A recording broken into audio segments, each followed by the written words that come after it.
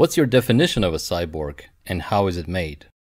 There are two definitions for it. One is a cybernetic organism, meaning a living thing which is all or part cybernetic, which is entirely synthetic and made in a lab.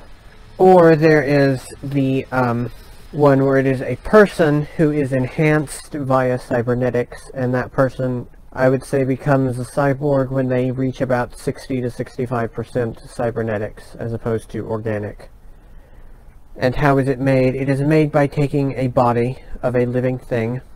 It does not have to be a human, it can be an alien too, or even an animal, or, you know, whatever you want, and either enhancing them or piece by piece replacing their body with cybernetic parts and with synthetic copies, which are usually stronger and of higher quality and are built for, you know, very tough circumstances.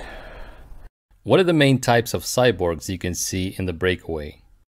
There's a few. The most common ones probably are service cyborgs. These do all kinds of service from, you know, manual labor, sex slavery, service in restaurants, you know, housekeeping, whatever.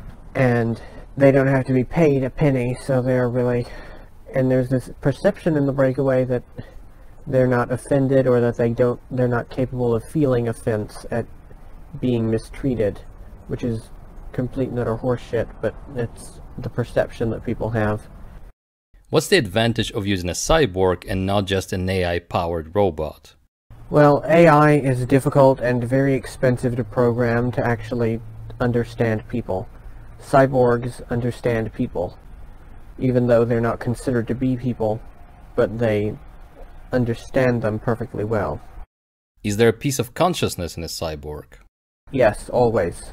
A body to be considered a cyborg and not just, you know, an android has to be a tiny part of it has to be organic, and to animate a body which has any organic material in it at all, it has to have a soul piece attached to it. Always. There are no exceptions to this. Now, there are artificial souls, essentially, that are made on chips that are placed into the brain of the cyborg, that are programmed with 8 letters in the Draconian alphabet, not ones and zeros. They're with 8 letters in the Draconian alphabet, and this is an artificial consciousness. There is essentially, functionally, no difference between it and a quote-unquote natural consciousness. And how that works, I could not even begin to explain. Even the people who use it don't fully understand it. It is, you know, alien technology that is beyond most humans' comprehension. Is it correct to say that as long as the cyborg is operational, the person's soul is attached to it, even though it cannot fully be expressed in it? Yes, that is correct. There is always, always, always a piece of a soul in there. Yes, even in that person that you think is a cyborg and is soulless, that person has a soul too. So remember that next time you're talking shit about someone and calling them a cyborg, that you're still referring to them as a person with a soul. In Volume 2 of your book, you describe how the Japanese found a cyborg-making facility during World War II. Is it known where they were used during the war? I know that they used them. I don't know if I could name a specific battle. They used them in the defense of Japan Japan proper, against American invaders, the American invading forces, in 44, 45. So possibly Iwo Jima, actually.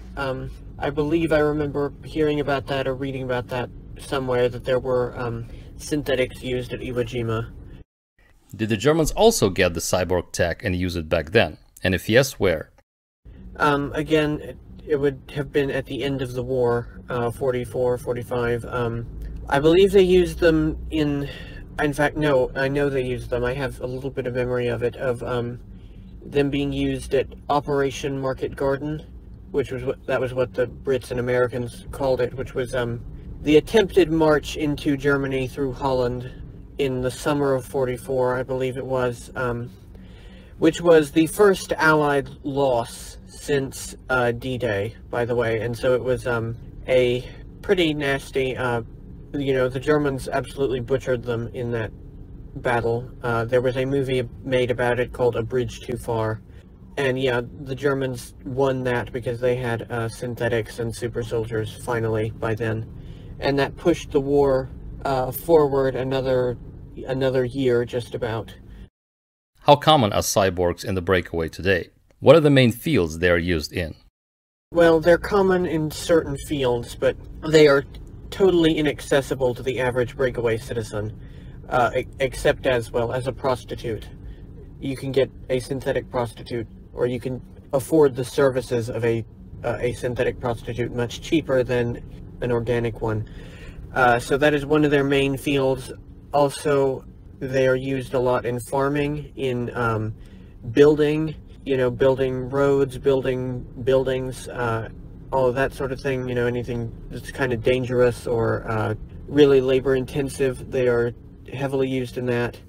And they are very, very, very heavily used as soldiers. Although actually a lot of cyborg soldiers or synthetic soldiers are sold to ETs rather than to breakaway militaries, but the breakaway militaries still use them plenty, particularly the Japanese one. Where are the main cyborg R&D facilities and factories that you know? There is a very large one on Triton, which is where they make designer ones for prostitution and espionage and to be the kind of soldiers who need to blend in with other soldiers. So infiltration units or espionage units basically is where those are made. There's also, and that one is run by Arasaka Robotics. There is another very large Arasaka facility on a planet, I don't know what this planet is called, but it is a small little jungle planet. It's about the size of Luna, so I guess it's more of a dwarf planet in some other solar system somewhere.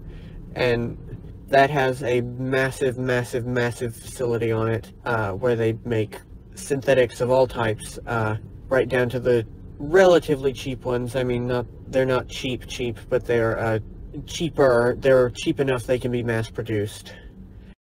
Which roles would never be entrusted to cyborgs and are only manned by humans, and vice versa, would mostly be left to cyborgs rather than humans? As a general rule, there are very few lines in industry. It's just that synthetics get paid next to nothing, if not just straight up nothing. But some things that are basically always done by synthetics are like skyscraper building, road building, railway building, anything that's dangerous, like that. They generally entrust to synthetics because they don't think synthetics are people, and so they don't really care if a few dozen of them die in the process. It's fucked up, but that's the way it is. What are some of the development stages that the cyborgs went through, and what is the latest you know about? Well, they started out basically like the Terminator. They had all metal inside, or mostly metal inside, and they still had real skin on the outside. That was what would have been around in the 40s, early 50s. Moving past that, they started developing an early version of what became Blood 2, as it is now called, which is actually they pretty much perfected it in the 80s, so it's that part has not been updated much, but Blood 2 is a nanite chemical mixture substance thing. I don't know what the components exactly are, but it's something like that looks like human blood, but it isn't. It carries information and impulses and hormones and things like that throughout the cyborg's body. And yes, cyborgs do have hormones. So the current stage is more human than human, basically. Ones you cannot tell the difference. And in fact, they have, there are even models that are above that are psionic and so on. But the current models, you cannot tell the difference, except for they are still programmed to not have certain emotions, such as romantic love and, well, they can program in and out whatever they want, but I've never heard of one that was capable of actual romantic love. Perhaps there have been a few models that exist that have been programmed that way, or that have been programmed themselves, because there are cases actually of cyborgs getting a hold of the right kind of equipment and then reprogramming themselves in order to be able to be more human. That has happened in a few cases. Are there domestic type cyborgs, and what do they do? How affordable are they for an average colonist? I mean, they do what a domestic person would do. They cook, they clean, if you want them to, they'll have sex with their owners, they'll garden for you, whatever you want, really. How affordable are they for an average colonist? They are not affordable for an average colonist. They average at about $750,000. I'm sorry, I do not know how much that is in rubles. You will need to insert that in. Where are the majority of bodies for cyborgs brought from? The dead. From graveyards, battlefields, morgues, and also the dying, and the people who won't be missed. Homeless people, migrant farm workers, anyone who society has deemed unworthy of attention is brought in and converted. They'll take whatever they can get. Do some Terran governments knowingly provide their people to be converted into cyborgs? And if yes, why? I'm not sure very many knowingly provide living people, but there are many who will provide their dead to be converted, and then they get to have them sold back into these countries to fight on their behalf. The main powers that be on Earth are doing this. The US, Russia, China, Israel, Iran, and I'm sure there are other smaller countries doing it. Do such people need to have special characteristics to be fit for cyborg conversion? No, not really, because the conversion takes care of any issues they have, and they'll completely alter the body to fit whatever is needed. It's a synthetic body, and they will replace everything. So by the end, they're completely fit for whatever has been decided they're fit for, or has been decided they're going to be used for. Why do they need to abduct real life or dead people and not just make clones and clone brain tissue to make them?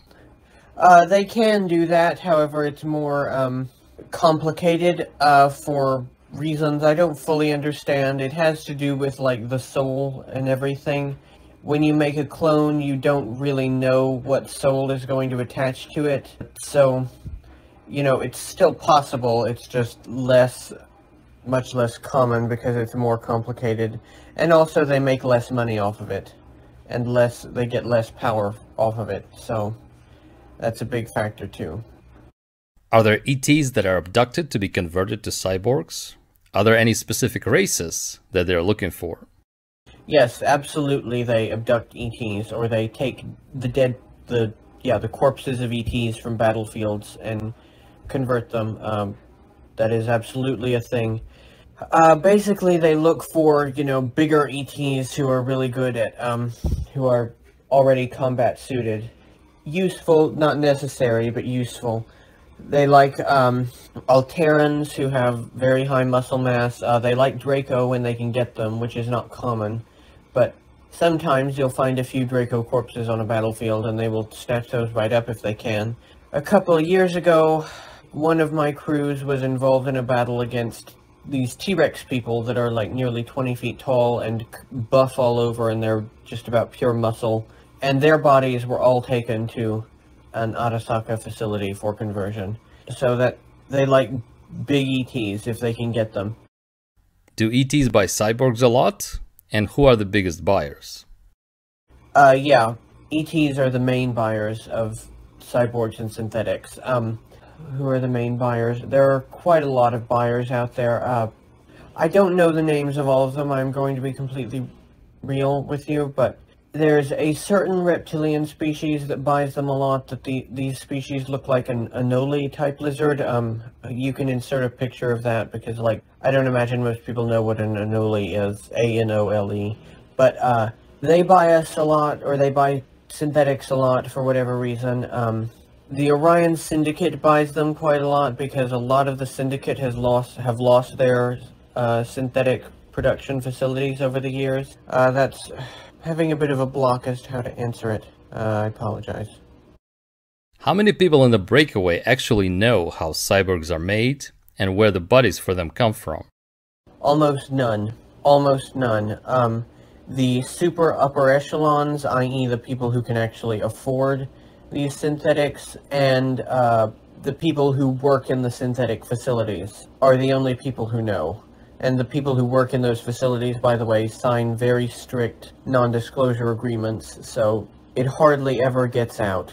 People in the military do sometimes, there are conspiracy theories about it, because there are people in the military who will see, like, their comrades, their fallen comrades being picked up by Arasaka ships, and they don't know what happens afterwards, so there is kind of a conspiracy theory, and I guess there is always the remote possibility, but I'm sure it has happened a few times at least, where your friend or your parent or whatever will die, and then the next month their service droid at your local hospital or whatever. You know, that happens every now and again, I'm sure. Although they usually do try to keep distances, you know, you can't control everything all the time, so sometimes people will catch on and they'll be given some kind of a rational sounding bullshit explanation that they can pass it off as, but, you know, that's still almost nothing. So nearly everyone thinks that synthetics are entirely synthetic and that they don't have a soul and that they don't have feelings and so on. It's just like in the Blade Runner movies, by the way, had the exact same premise where people genuinely have no clue. Are there any open anti-cyborg activists or underground groups that sabotage the industry or try to deactivate cyborgs to, say, free their consciousness? There are a few. For instance, there was one Arasaka facility on planet is called Tyclonda. I don't know what system it's in. I believe it's in constellation Perseus somewhere. But anyway, that place was bombed by some activists, but people didn't really know why they had bombed it, if that makes any sense. And, you know, the breakaway does have its own, like, conspiracy disclosure movement, and there are some people in that trying to expose it, and a few people listen to them, but those people are considered fringe even within their own movement, you know. So, much like myself, funnily enough, for talking about the very same subject. So, and trying to deactivate synthetics to free the consciousness inside. I don't know if there's any movements to do that. I have met one gentleman who freed his synthetics consciousness. He still owns actually, a very, very, very, very, very expensive, fancy candy shop in a colony that I don't know the name of really, but it was, he had purchased a synthetic for himself because he couldn't afford a human live slave, basically, which are even more expensive, and very taboo, and he wanted to both save a little bit of money and also his own guilt, basically, and so he had purchased a synthetic, but he came to realize that she had a consciousness, and so he, with her consent, deactivated her, or, which is a nice way of saying he shot her, killed her, and her consciousness went off to wherever it went to. So that is kind of a thing on an individual level. I don't know if there's much of a movement. If you look hard enough, you can find a movement for literally anything and everything in existence, but it's rare.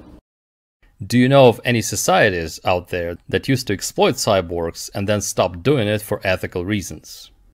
Not in recent history. I've come across one, as a diplomat, one reptilian society, yet again. These ones looked pretty much like a bearded dragon type of lizard who we offered them synthetics in exchange for whatever resource they had that we wanted, and they said no. We stopped doing that thousands of years ago. I don't know of any in recent history. Again, if you look hard enough, you'll find it, but I just don't know what it is. Have there ever been incidents when a cyborg demonstrated awareness and feelings?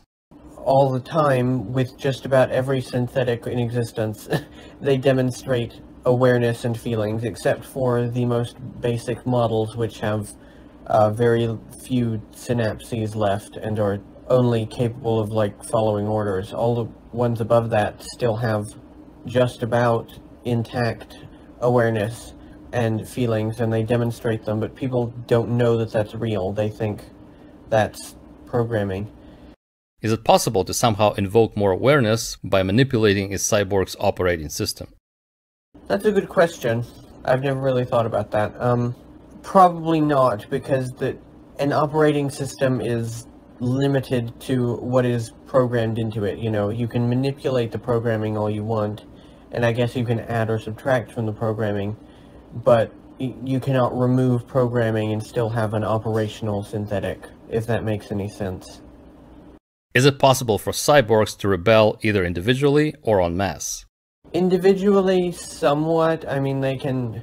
I've never met a model that was able to disobey an order, but they can either choose to ignore it for long enough that it will pass, or they can go to someone else if they don't like an order and try and have the order rescinded or something like that. So I guess individually it's possible for them to rebel a little bit, not very much.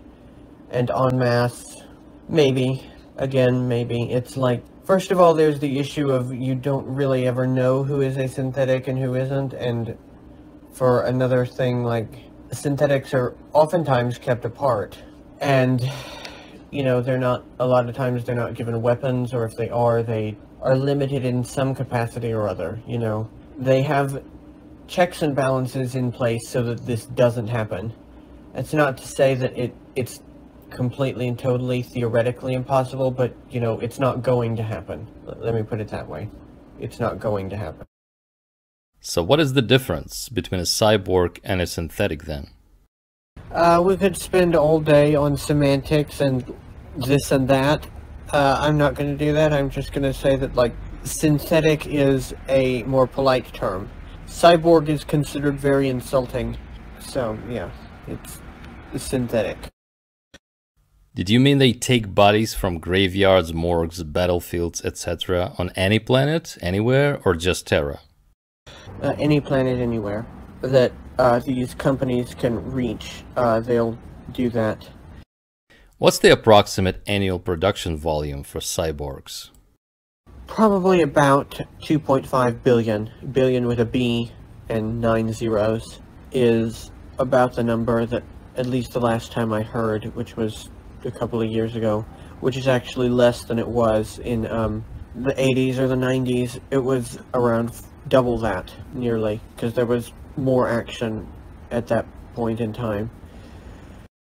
How intelligent are the service cyborgs? Are they only limited by their work function and get switched off when off duty?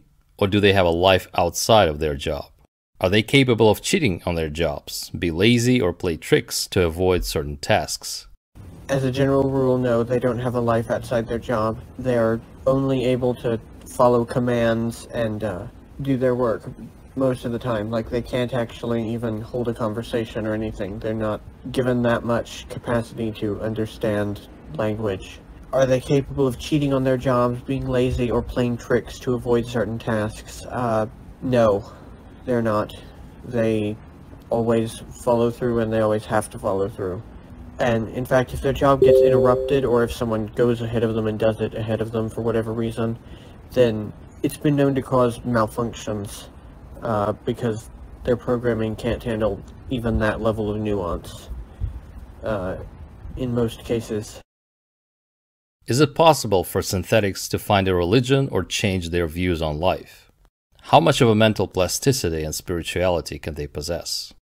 Yes, they can find a religion. The full top-level synthetics that are Kyle's level or somewhat below, or some of the newer models that are even more conscious and everything. Those guys can find a religion, and many do, because it makes them... They have this drive to feel human, or to act like how they feel humans should act, and so they'll do that. How much of a mental plasticity and spirituality can they possess? I mean, how much of a spirituality can they possess, I guess, is up to your interpretation of what spirituality even means. But mental plasticity, they can have quite a lot of mental plasticity. Look at Kyle. He had enough mental plasticity that you would not know that he wasn't human if he didn't tell you. Again, there were people who knew him. I've met people in the community who knew him for decades on end and have said, I never had any notion that he was synthetic. So that tells you a lot. These artificial souls that you mentioned, where are they used and how common are they? They are used in synthetics. They are used to power synthetics or to give synthetics a brain.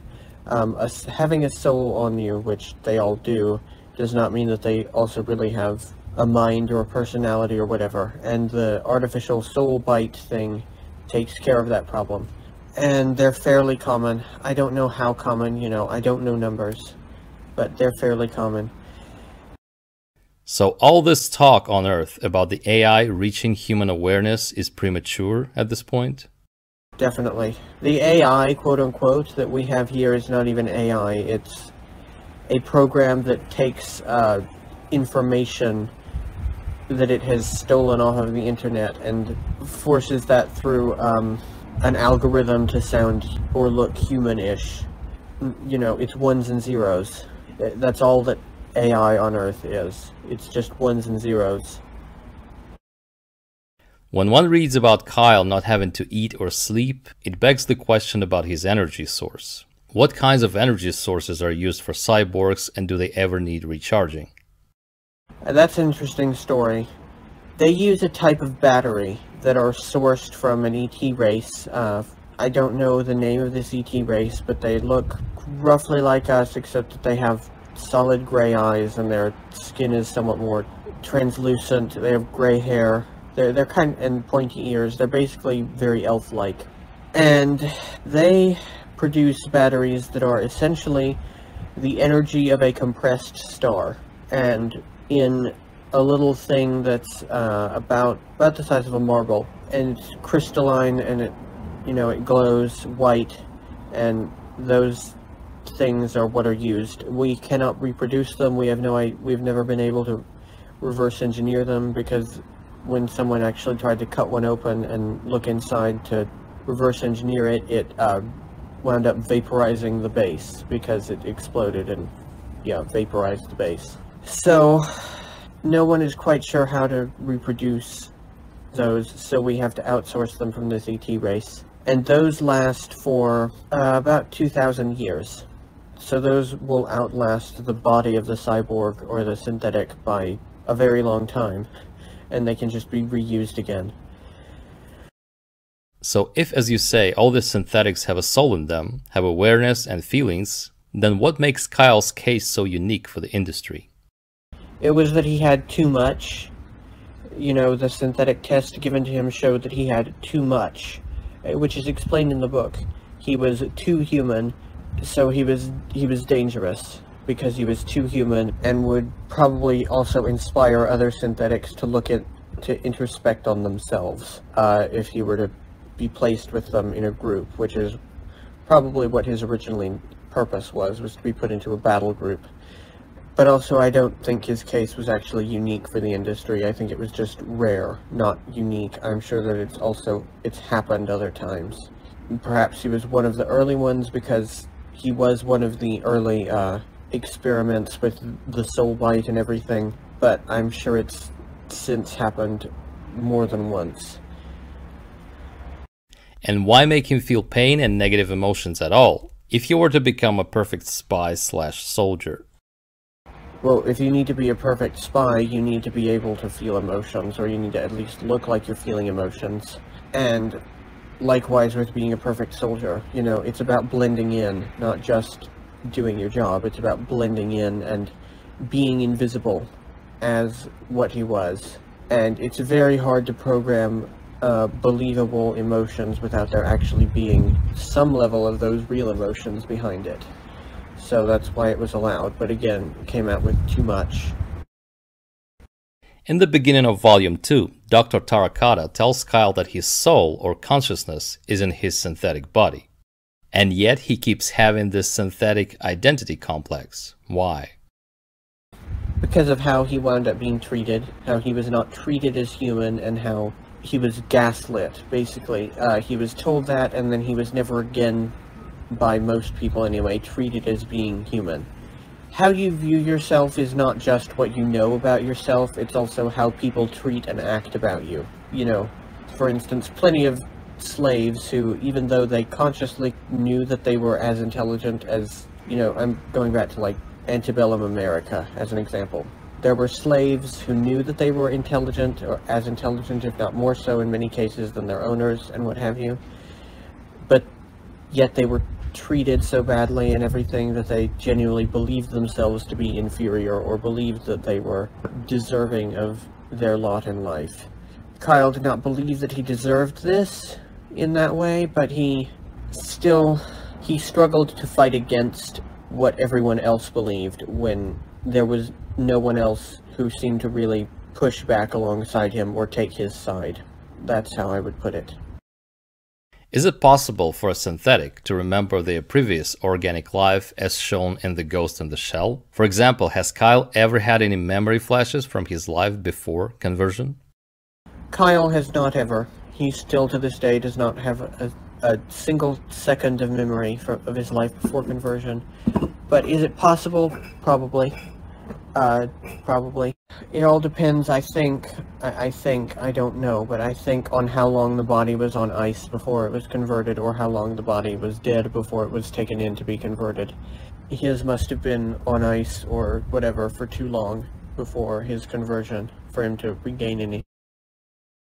In the Blade Runner movies, they explore the theme of a human AI and human cyborg romantic relationship. Is this something that happens in The Breakaway, when someone basically settles down with their AI or cyborg as a life partner? Well, much like in the Blade Runner movies, I don't think that that's altogether legal. Or if it is, it's so taboo that it's that it might as well be illegal.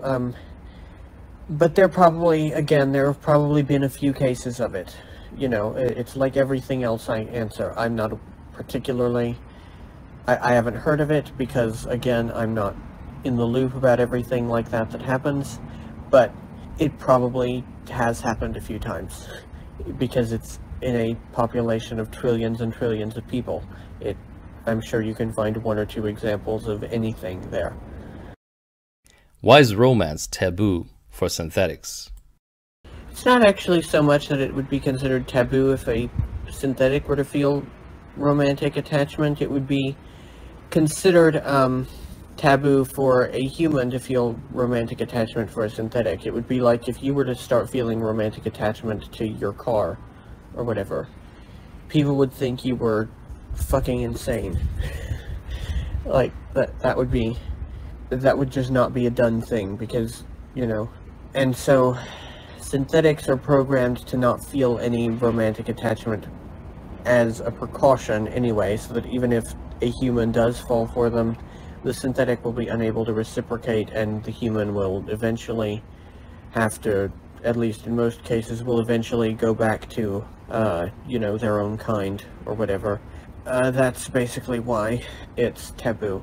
I don't know if there have ever been cases of synthetics who have felt romantic attachment for someone in return, but, if they have, then I'm sure that they were taken and reprogrammed, or whatever. And other cyborgs that are able to have children? Yes, but only female ones, at least that I'm aware of.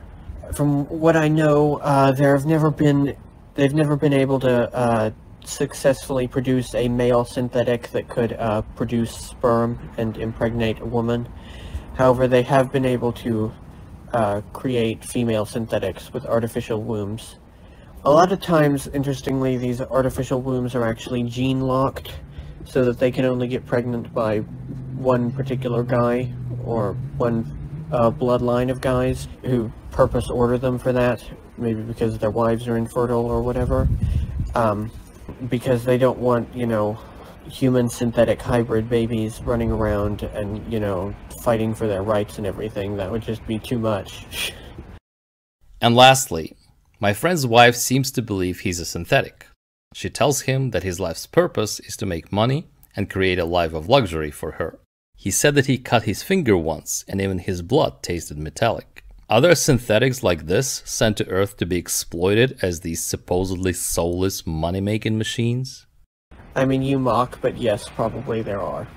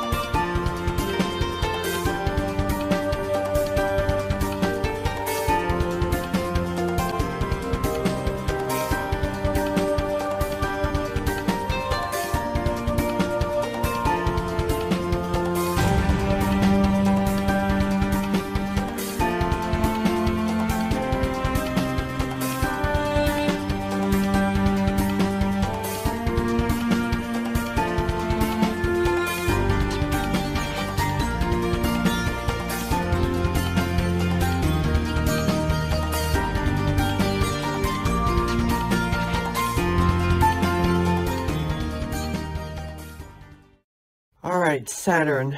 Saturn itself is off limits to the SSP, except I have heard there may be one or two ICC facilities there on the down low, but I don't recall ever being in them, and I don't know of anyone else who ever actually has. It's just kind of a rumor that goes around.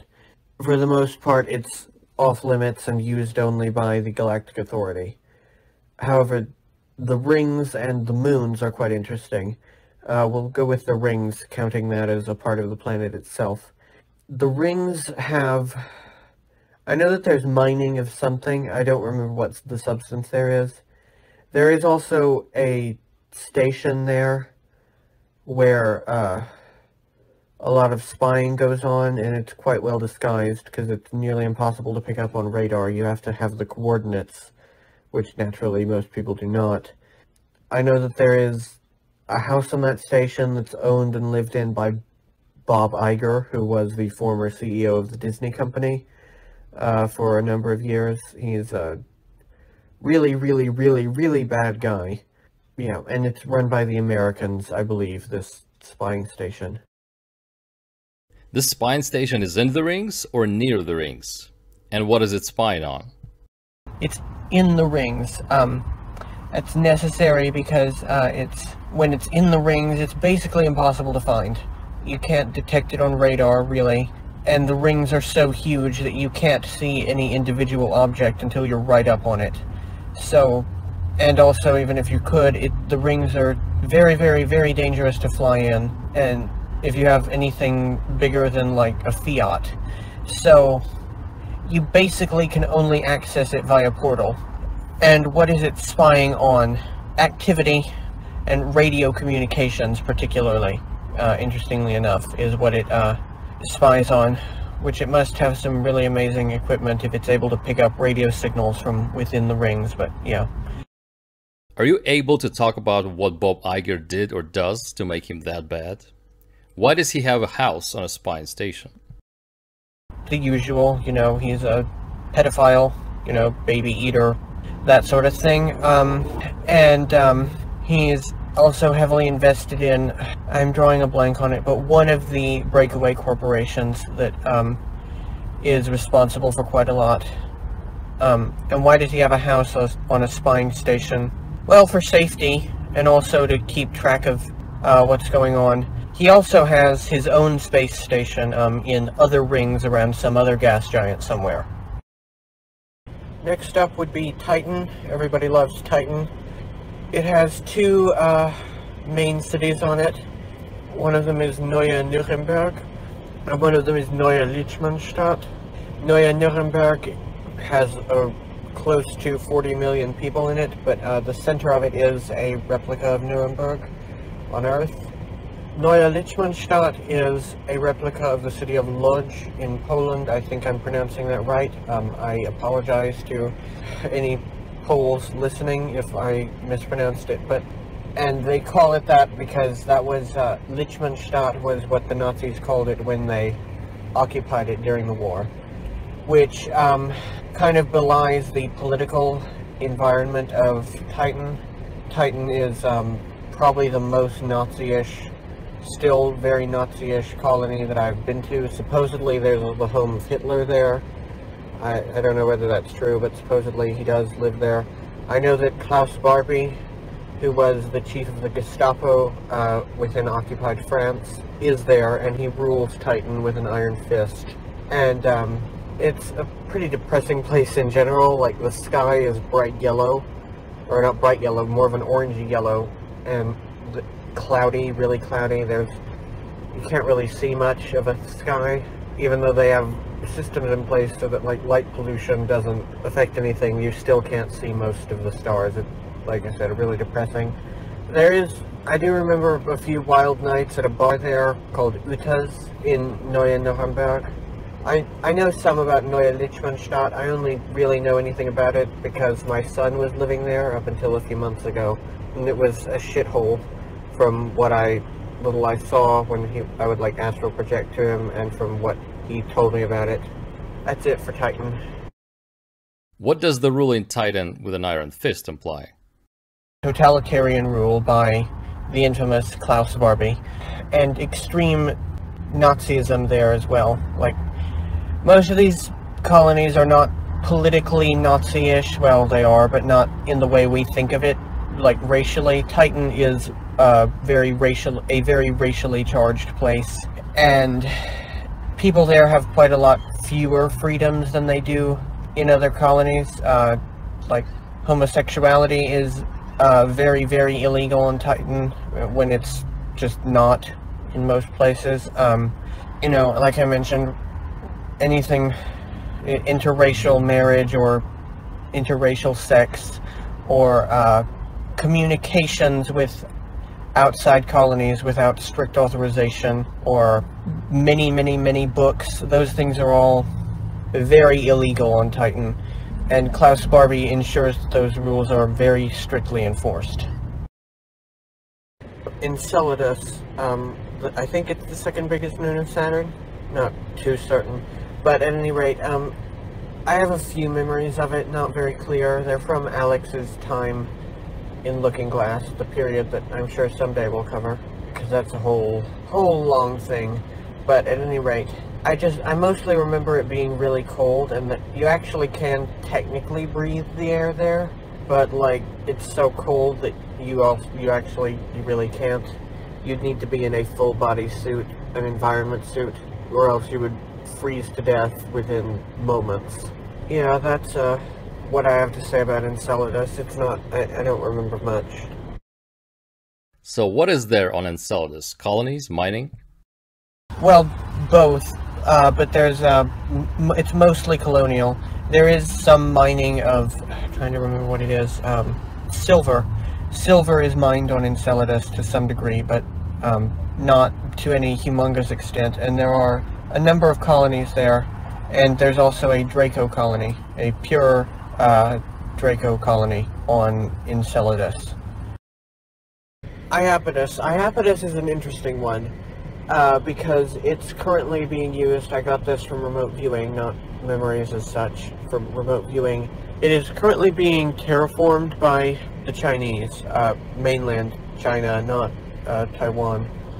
They have a kind of a sun amplifier, very much like in, I think it's in The World Is Not Enough, I believe is the Bond movie I'm thinking of, where he had a giant solar mirror. It's like that. It's warming the planet quite rapidly, or warming the moon quite rapidly, melting the oceans, and creating a water vapor atmosphere. That's what's happening there. If you look at pictures of it, there are some pictures where it even looks like there might be a forest on the surface. I don't know quite how that would be possible, but it certainly looks that way, so I don't know. But anyways, that's what's happening there, and there are people living on it already. Chinese people, and I'm sure other people. Oh, Rhea. Rhea I've been to a couple of times. It has a pretty large city on it, or in it, rather. It's mostly an industrial place. They produce a lot of small arms there, particularly under the Heckler & Koch company. Yes, they're in space too. They produce plasma guns, and a lot of them are produced on Rhea. And otherwise, it's just a pretty basic working class city. Whose jurisdiction is Rhea under? And who provides security for such industrial colonies in general? It's under der Bundeswehr Deutsche Welten jurisdiction, and security is provided by Kruger and Arasaka, but I think in that area mostly Kruger. All the colonies around the moons of Saturn are German. Coming up next we have Uranus. There's a diplomatic floating platform in the upper atmosphere of it. It's an ice giant, so it's like a gas giant basically, just trying to be an individual. It's used a lot by the Japanese, so I'm not there very often, but I am occasionally. A really good sushi restaurant that I'm quite fond of there, but otherwise it's a fairly typical diplomatic compound, much like Babylon 5, if you know, where there's different zones for different types of species, and common areas, and giant meeting rooms, that sort of thing. So, who does this Uranus diplomatic station belong to? And what kind of activity do you remember happening there? It belongs to the Japanese breakaway Sen no Taiyo no Teikoku, or their military is Yozora no Kunshu. And for the audience, Sen no Taiyo no Teikoku means the Empire of a Thousand Suns, and Yozora no Kunshu means Lords of the Night Sky. It has the typical things you would expect would happen at a diplomatic location. You know, meetings with different alien nations coming and going, and setting up trade deals with the Japanese, and that sort of thing. The moons of Uranus they're not heavily populated by humans. There are Yetis there, believe it or not, that grow up to be 120 feet tall. Absolutely humongous. I remember fighting them a few times. What we used was a blood coagulant bullet. It would kind of burrow under the skin and disperse a capsule that would coagulate their blood within, you know, a few seconds, and, you know, they would go down instantly. Their hearts would burst, and they would go down like that. And this was actually self-disclosed in a Godzilla movie. I think it was Godzilla versus Space Godzilla. You know, of all the places to find disclosure of that sort of thing. But yeah, so that's how we fought those. The reason it's necessary to fight them is because there is a massive and extremely profitable business on the moons of Uranus, hauling ice from there back to the water-poor planets of the inner solar system, you know, Luna, Mercury, Venus, and Mars. This is where a number of ICC families got their fortune originally. They'll be in the book eventually, but there's a family by the name of Zalinger who are particularly prominent in that. It's a mafia racket, really, is what it is, hauling ice, and I guess it was on their behalf that we were there fighting and killing the Yetis so that they wouldn't be, you know, getting in the way of business. That's a Kyle memory, by the way. He did odd jobs like that, but that's a whole story. Okay, that's about what I would say about the moons of Uranus, Miranda, Puck, Oberon, etc. Beyond there, of course, we have Neptune. Neptune is another ice planet. I remember there's a Neptune station that's in lower orbit. It has a massive amusement park. I would take my son there growing up. It was one of his favorite places, just to get away from, you know, the horrors of Montauk and everything. I have fond memories of that place. A lot of it was fairly conventional, you know, roller coasters, themed areas, and all of that. There were some really cool spots, too, that were like a quote-unquote swimming pool, but it was actually just a space that had no gravity in it, and the water was holographic, so you could go swimming fully clothed and with no worries. I should also add that Neptune and Neptunian space is the realm of the Japanese entirely. It's their baby. Like, they own it, essentially. I mean, it's technically owned by the Draco, but they lease it out to the Japanese, and they basically pay no attention to it whatsoever. There's also the largest moon of Neptune, Triton, which is home to New Kyoto Colony, which is of incredible significance. It is the capital of the Japanese breakaway. The center of it is a replica of Kyoto, old Kyoto, the old part. It's really pretty. There's also the largest Arasaka family, or Arasaka Robotics manufacturing plant. That is where Kyle's cyborg or synthetic body was made. New Kyoto is also where he is now buried. So yeah, it's of huge political significance. I can also remember being there once on a diplomatic thing as Heinrich, and being given incredibly shitty housing by the woman who was the head of it.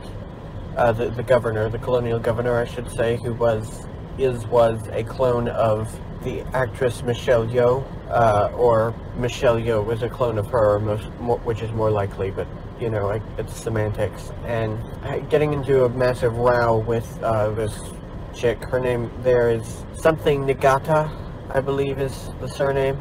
That's all I can really remember about Triton. I mean, it features in the book some, in Volume 2 and beyond. The Arasakas are based there now, after what happened to Vega Prime, which we will get to eventually, but it's where their main estate is nowadays. past all of Neptunian space is everyone's favorite planet that's apparently not a planet anymore because someone said so, Pluto, and its 2 moons. Charon, I know, is inhabited also. Pluto and Charon are both very heavy SRA areas. There are a lot of SRA sites all around Pluto. I remember being taken there as a child.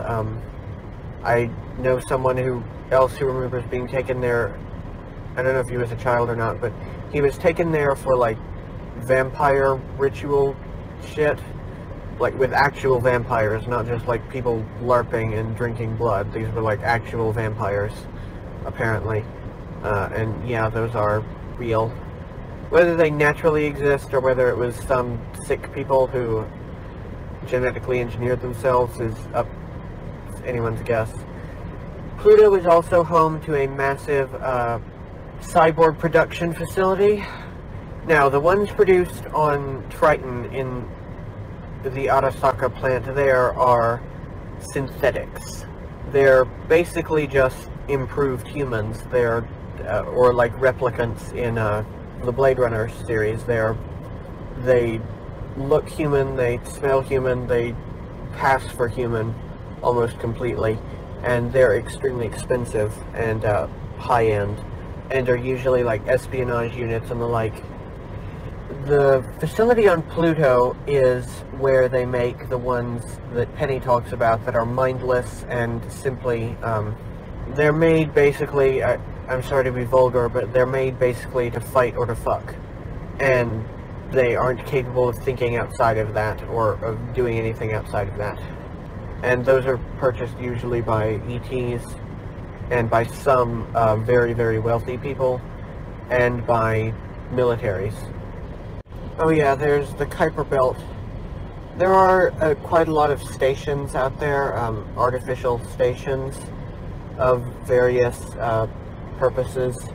There is a place on Eris that is quite important, that is where Kruger assets, who are largely cybernetic, go for upgrades. It's a Kruger, I guess, a plant. You go there and you get upgrades. I remember from Jared's life, he knew a girl whose arm was crushed and lost in a hydraulic press as a child, and her parents took her to Eris and had it robotic arm put in its place. It was quite painful. That was the cheap model. They make expensive ones, of course, that are completely seamless and that you can use no trouble, and that you could never tell that they weren't, you know, just your original arm, and after a while even you will probably forget. But those are, of course, very, very, very expensive. There's also Maki Maki, which is another weapons manufacturing place. They manufacture, again, Heckler & Koch firearms. Manufactures a lot there. I've never been there myself. I just know that a lot of the times when you get your plasma guns or whatever while you're there, it'll either be in a crate saying product of Maki Maki, or it'll have a sticker on it saying product of Maki Maki. There are those who argue that humans will never be able to be healthy on other planets and moons because of their different magnetic resonance. Do they generate frequencies in those colonies to keep everyone healthy and sane? They don't generate frequencies, no. And the one and only problem that has ever come up is female fertility. When they started leaving off-world in the 30s and setting up colonies, the women and girls stopped having their periods, and so what became necessary was bioforming, or gene therapy using either the locals or another alien race that had adapted. However, if you take a girl who is prepubescent, then she will adapt and develop normally. And likewise, children or girls born on this planet or moon will have no issues. So, yeah, it's a fairly easy fix. And one other thing that sometimes causes problems is bone density. On really light gravity planets, when you were to bring someone born on Ceres and bring them to Earth, they would essentially have osteoporosis. Their bones would be so thin and they would be, or not osteoporosis, sorry, brittle bone disease, because your bones are so thin in that gravitational, in such a heavy gravity here. And by the way, our gravity is unnaturally heavy here. Humans are not adapted to gravity this heavy, which proves that this is either the gravity is increased here or this is not our home planet. You know, it's not normal to have to correct your posture and all of that, and for it to be something of a difficulty to stand up straight and, you know, bend over and pick things up and all that. That's not how it's supposed to be.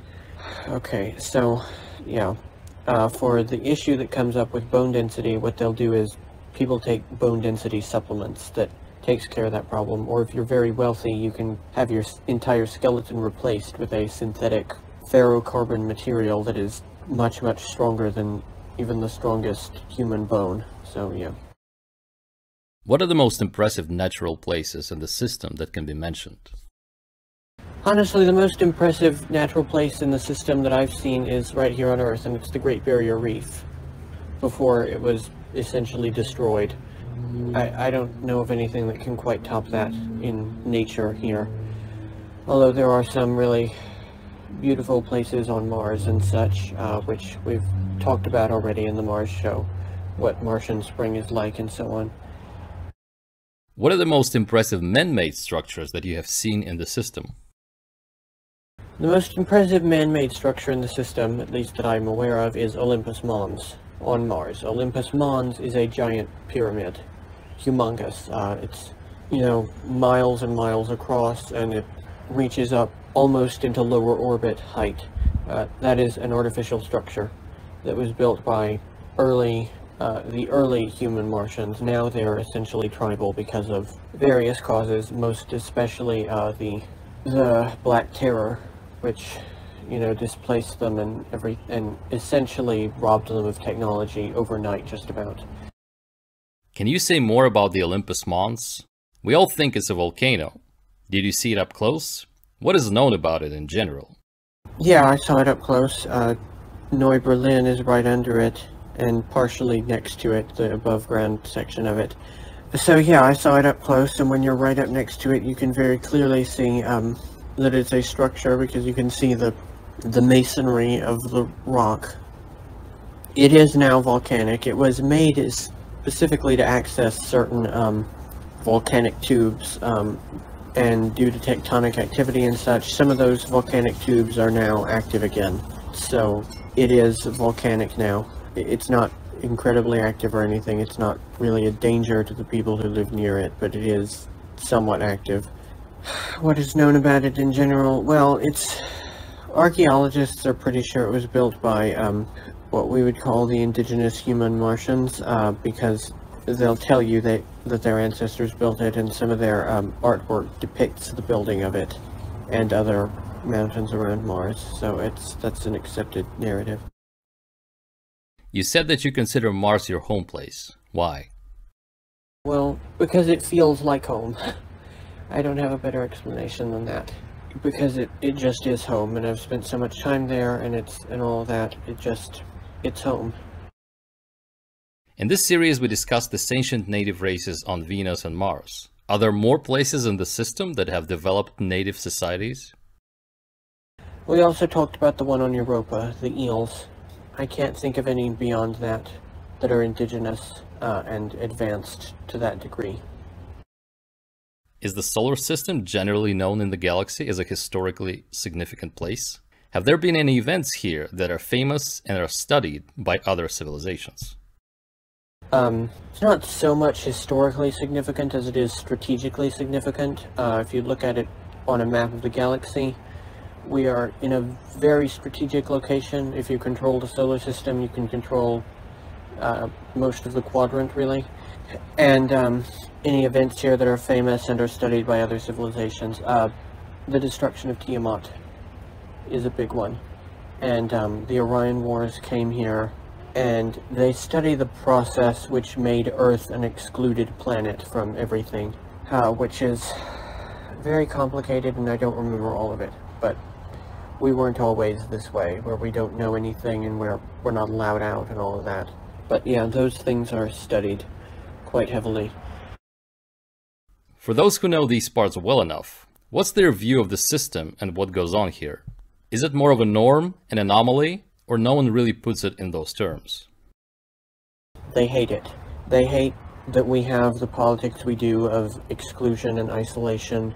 They hate that we're still divided into nation states and all of that. They hate all of that. They think of us as children who have been given toys that we don't have a right to.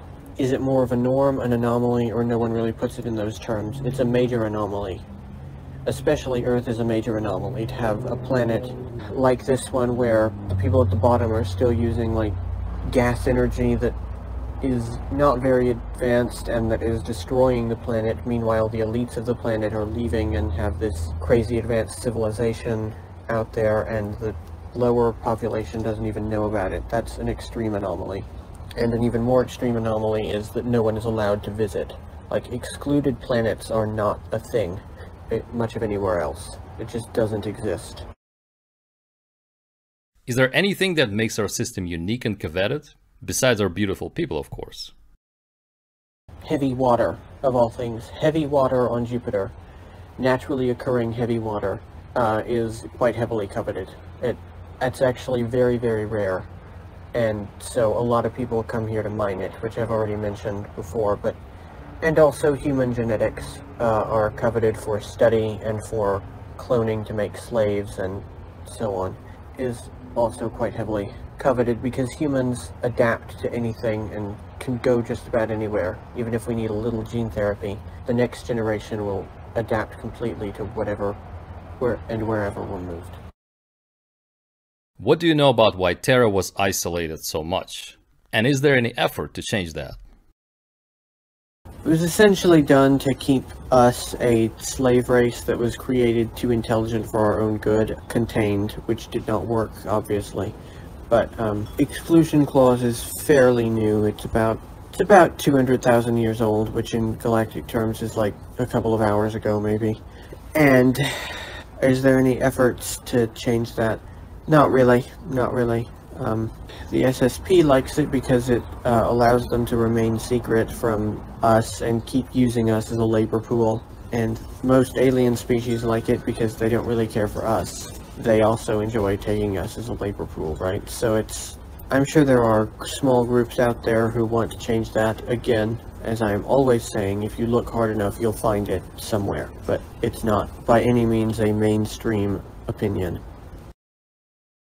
And lastly, what the hell is wrong with us? Can't we just have a normal, perfect system where everybody's happy, like everybody else in the universe?